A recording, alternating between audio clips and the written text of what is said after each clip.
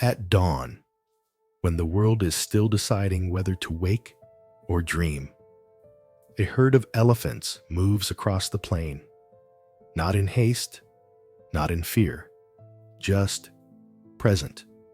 The sky, still painted with the soft bruises of night, hangs low and silent above the savannah. A faint gold stirs at the horizon, brushing the mist with light. The grass sways but does not speak. Dust rises in slow spirals beneath massive, deliberate feet, the earth bearing each step as if it remembers them.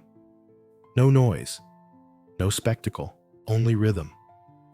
Here, in this fragile hush between darkness and day, the elephants walk, as if they know something, as if they are something we have forgotten how to be. They do not rush the sunrise. They do not dread the path ahead. They simply move, vast, quiet, certain, through the stillness, leaving only the print of their presence behind. And so we ask, what do these creatures know that we don't? What ancient code lives behind their eyes, unspoken, unshaken, undisturbed by the chaos we call modern life? We call them beasts, yet they move like sages. We call them wild, but they seem wiser than us.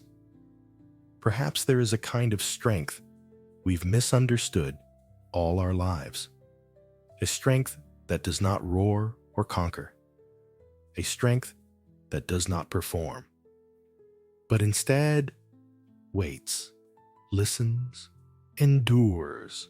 In a world addicted to motion and noise, we chase meaning and movement, clarity and control. Yet here, in the stride of an elephant, we see a different truth. That stillness is not weakness. That slowness is not stagnation. That silence is not absence, but presence. This is not just a story about elephants. This is a meditation on the nature of inner strength and the philosophy that helps us uncover it, Stoicism. Because if elephants, who carry lifetimes of memory, grief, and responsibility, can walk with such calm, then perhaps we too can remember how to carry what we hold. So walk with them now, not to tame the wild, but to awaken what's quiet and powerful and waiting within. To walk beside an elephant is to walk beside something ancient, not only in years, but in wisdom. There is no rush in them, no need to prove, no need to defend. And that is what makes them powerful. We often confuse strength with dominance, presence with volume, control with speed. But the elephant teaches us another form of power, one that echoes the core of Stoic philosophy. To be unmoved by what is beyond you, to master what lives within you. This is the Stoic path, and perhaps the elephant has walked it longer than we have had words for it. Consider this.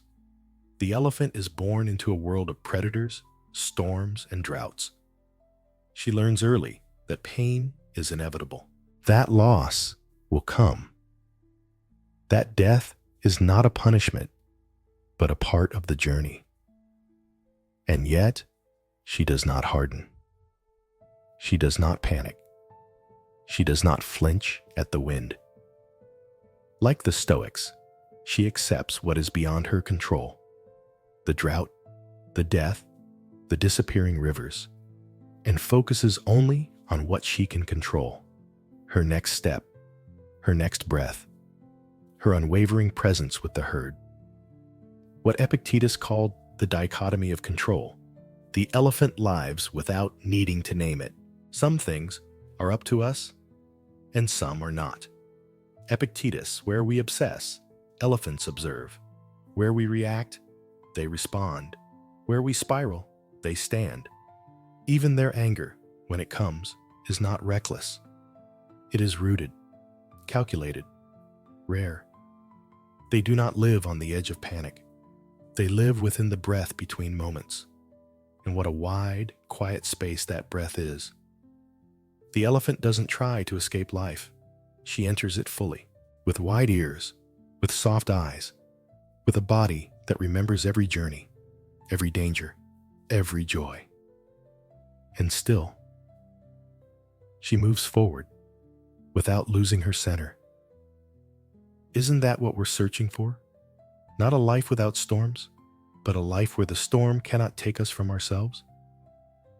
The Stoics spoke often of the inner citadel, that sacred, untouchable space within us that no misfortune, no cruelty, no chaos can break into. The elephant walks with hers intact. Every step is a refusal to abandon it. She does not seek approval. She does not chase legacy. She simply is, whole, aware, grounded. And what is Stoicism really, but the art of becoming unshakable? Not through resistance, but through alignment with nature, through surrender to reality, not submission to fear. We spend our lives trying to outthink the world. But the elephant, she feels the earth through her feet. She hears water through vibrations in the ground. She senses danger, not with panic, but presence. She is not cut off from her instincts. She is in communion with them. So when the Stoics speak of living in harmony with nature, perhaps they mean what the elephant already knows: to be at peace with what is, to be loyal to the moment, to walk, not to arrive, but to be. Not all wisdom is written, some is walked, slow and silent and heavy with meaning. The elephant does not read Stoic texts. She embodies them. Watch an elephant from behind, not just the sway of muscle and mass, but the shadow she casts. There is something ancient trailing behind her, not physical, but emotional, a gravity, a memory, a story. She does not just carry her body, she carries a lifetime, and not just her own. Elephants are matriarchal, guided by the oldest female in the herd. She remembers the paths to water that no map holds. She knows the scent of danger, the rhythm of migration, the seasons of life and death. But memory, for an elephant, is not just survival. It is grief. It is bond. It is burden. They have been observed returning to the bones of their dead, touching them, pausing beside them in silence. Mothers who've lost calves have been known to carry the bodies for days, unwilling to let go. What creature mourns so deeply and yet continues walking? What human does? We too carry. We carry loss, shame, expectations. We carry roles, regrets, and unfinished conversations. We carry what was said and what wasn't. But unlike the elephant, we often carry these things unwillingly, unconsciously, as if dragged by our own past.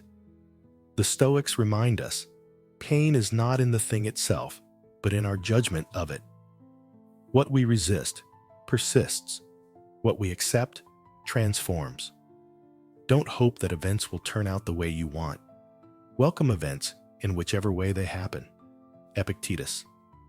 The elephant does not argue with reality. She does not rage at the river for drying up. She does not curse the sun or mourn in bitterness. She carries and continues. That is amor fati, the love of fate. Not passive acceptance, but an active embrace of life as it is. The Stoics ask us not just to endure hardship, but to love it, to say, this too is mine. This weight, this wound, this lesson. Not because it feels good, but because it forms us, shapes us, grounds us.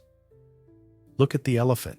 Her skin is thick, cracked, weathered, not in spite of her story, but because of it. The sun has kissed her back 1,000 times. The wind has carved her silhouette, and still she walks, not to escape the past, but to carry it forward with grace. Isn't that the truest kind of strength? Not the denial of pain, but the dignified bearing of it. We often believe that healing means forgetting, that peace means lightness, but maybe peace is something heavier than we thought. The quiet agreement to carry what cannot be changed without letting it bend your spine. The elephant teaches us this with every step. She does not compartmentalize her grief. She does not outsource her pain. She walks with it, side by side. And in doing so, she is not diminished. She is deepened. To carry is not to be crushed. To remember is not to be broken. To hurt is not to be weak. We too can be strong and soft, tired and wise, wounded and walking. The world will not stop handing us weight, but we can learn to carry it differently, not with resentment, but with rhythm, not dragging it behind, but placing it on our shoulders, balanced, steady, like a matriarch who knows the way home. So the question isn't how to drop the weight. The question is, how do we walk with it? And the elephant answers, one step at a time. No elephant walks alone for long. Even in the vast openness of the savannah, where space stretches into silence, they move together. Not out of fear, but out of something far deeper. The kind of ancient loyalty. A bond without noise, without performance, without need for constant affirmation. In the elephant herd, everything has a rhythm. The youngest stumble forward. The oldest walk behind, keeping pace, and watch. When one pauses, the others sense it. When one grieves, the others stand still. There is no instruction, no command, only presence. We often think of strength as something solitary, the lone hero, the individual will. But what if real strength is shared? What if the greatest support system is one that speaks not in words, but in walking beside you? The Stoics believed that virtue, the highest good, was not just personal excellence, but harmony with others. To be just, to be patient, to be wise, not only for yourself, but with others. To live in accordance with nature, which includes the nature of our relationships. And elephants understand this. When a calf is born, the entire herd circles around her, not for a ceremony, not for celebration, for protection, for warmth. They do not speak. They surround, a wall of silence that says, "You are safe here. We are with you." When a member of the herd falls ill, the pace slows. The journey waits. Because the well-being of one affects the rhythm of all. How rarely do we allow that in our own lives? To move at the speed of care? To let someone's pain slow us down without rushing them forward? The herd does not fear slowness. It fears separation. And yet we so often wear independence like armor, as if needing others makes us fragile. But elephants show us. To walk together is not weakness, it is wisdom. To be seen in your weariness and still accepted is a kind of healing that has no words. Even in death, they do not abandon each other. They return to the bones, they linger. Some scientists call it memory, others call it mourning. But maybe it's something simpler and deeper. Love without possession. Presence without control. There is no ego in the herd, no hierarchy that shouts. Just the quiet understanding that survival is not a competition, but a collaboration. Seneca wrote, "We are members of one great body, created to work together, like hands, feet, and eyes." The elephant herd lives this truth, not as a philosophy, but as a way of breathing. So perhaps the question isn't whether we are strong enough to stand alone, but whether we are humble enough to stand with. To let our silence speak when words would only scatter meaning. To walk beside someone without needing to fix them. To offer our presence, not as a solution, but as shelter. The herd does not carry you, but it walks beside you until you can carry yourself again. That, too, is strength. The savanna does not always whisper. Sometimes it roars. Storms rise like gods, without warning, without mercy. The sky splits open. The wind howls across the plain like a thing enraged. Trees bend until they snap. Dust becomes a wall. Rain slashes sideways. And somewhere in that chaos, the elephants stop. Not out of confusion, not out of fear, out of awareness. They do not scatter like birds. They do not stampede like frightened deer. They pause. They become still. What creature meets the storm with stillness? And yet, there they stand, skin soaked, eyes wide, unmoving, listening, waiting, rooted. The young may tremble beneath the legs of their mothers, but the matriarch does not flinch. She has seen storms before. She knows panic changes nothing, and noise solves nothing. It is not the force of the storm that destroys us. It is the chaos we allow inside. This is the lesson of the elephant. This is the practice of the Stoic. You have power over your mind, not outside events. Realize this, and you will find strength. Marcus Aurelius, stillness is not the absence of emotion. It is the discipline to feel fully without being swept away, to breathe when the instinct is to shout, to wait when the instinct is to run. We so often react. We fill space with noise, with movement, with endless distraction, afraid of what we might hear in the silence. But the elephant is not afraid. She listens. Stillness is her wisdom. She knows that what passes overhead, the storm, the fear, the wind, does not have to pass within. This is Stoicism lived in the body. To be grounded while the world changes. To respond, not with resistance, but with presence. You do not outrun the storm. You anchor in it. You do not close your eyes. You keep them open and soften your breath. You do not become the chaos. You become the calm. And when the rain passes, as it always does, the elephant moves again. Not broken, not frantic, just walking, as if nothing was ever lost.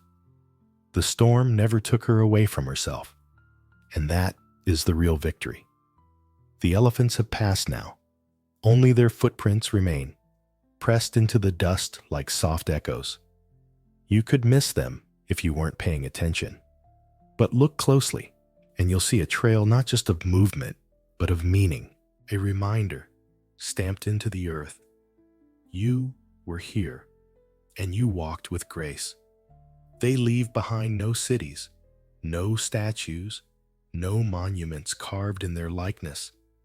And yet their presence lingers longer than ours often does, because they do not seek to leave something behind. They seek only to move through the world without disturbing its balance. And isn't that the paradox of true strength? That it leaves the lightest footprint?